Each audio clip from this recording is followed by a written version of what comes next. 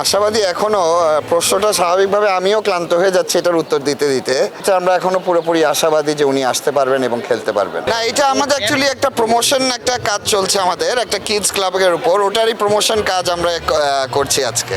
প্লেয়াররা সবাই আসছে মানে জি জি কতটা কি আমি জেনেছিলাম যে বেশ করে প্রোগ্রাম করবেন আর জি, এটা আজকে একটা স্টার্ট, একটা স্মল স্কেলে আজকে আমরা একটা স্টার্ট করলাম এটা কিডস ক্লাবটা প্রমোট করার জন্য। আমরা লিফলেট তারপরে কথাবার্তার মাধ্যমে এটাকে মানে ওয়ার্ডটা ছড়ানো আর কি, নিউজটা ছড়ানো কিডস ক্লাবটা নিয়ে, এই হলো আমাদের উদ্দেশ্য। এই যে কিডস ক্লাবটার কথা বলছেন, এটা নিয়ে আসলে বিপিএল এ কোনো প্ল্যান আছে কিনা? জি জি, আমাদের কিডস ক্লাব ধরেন একটা অ্যাক্টিভিটি সেন্টার হবে ঢাকাতে এবং চিটাগংয়ে all throughout the season.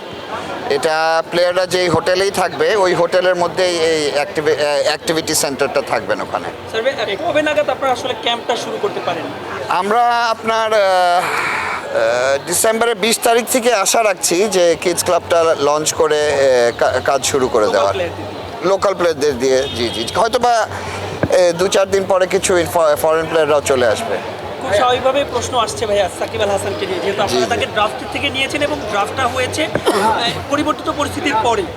তো সেক্ষেত্রে আসলে সাকিবকে নিয়ে কোনো আপডেট আছে কিনা আর আপনারা কতখানি আশাবাদী? না, আশাবাদী এখনও প্রশ্নটা স্বাভাবিকভাবে আমিও ক্লান্ত হয়ে যাচ্ছি এটার উত্তর দিতে দিতে। এটা এখন আমরা অফিসিয়ালভাবে আমাদেরকে এখনও কিছু জানানো হয়নি, তো সেই ক্ষেত্রে আমরা এখনও পুরোপুরি আশাবাদী যে উনি আসতে পারবেন এবং খেলতে পারবেন। হ্যাঁ, বলেছিলেন দুই একদিনের কথা হবে।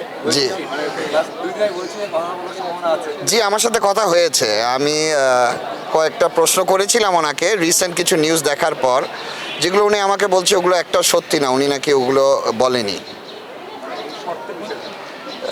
যেটাই হোক, এটা তার সাথে তার পার্সোনাল ব্যাপার, আমি ওখানে কোনো কমেন্ট দিতে চাচ্ছি না। বাট আমার কিছু প্রশ্ন ছিল যেগুলো আমি ওনাকে জিজ্ঞেস করেছি, উনি বলেছে যে না, এগুলো একটা সত্য না। আর আশার ব্যাপারে কি বলেছেন? উনি নিজে আশাবাদী? না, উনি এখনো ওরকম কিছু বলেনি, উনি এখনো কিছু ওভাবে বলেনি। পজিটিভ তো ভাইয়া।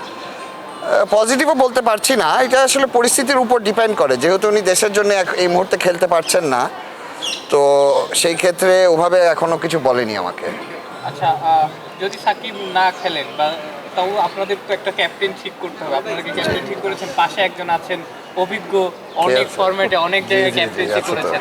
আছে তো, হ্যাঁ, ওনার সাথে আলোচনা করব, দেখি কি বলেন উনি। আরও বাকিরাও আছে, সবার সাথে আলোচনা করে ওভাবে একটা সিদ্ধান্ত নিব। সাকিবের বিকল্প চিন্তা তো করার। সাকিবের বিকল্প আমাদের লেফট আর্ম স্পিনারের কিছু শর্টেজ পড়ে যাবে, তো হতে পারে আমরা লোকালি আরেকজন নিতে পারি লেফট আর্ম স্পিনার। ক্যাপ্টেন হন, আর ইভেন থাকছে তাহলে এই যে টিমটা আছে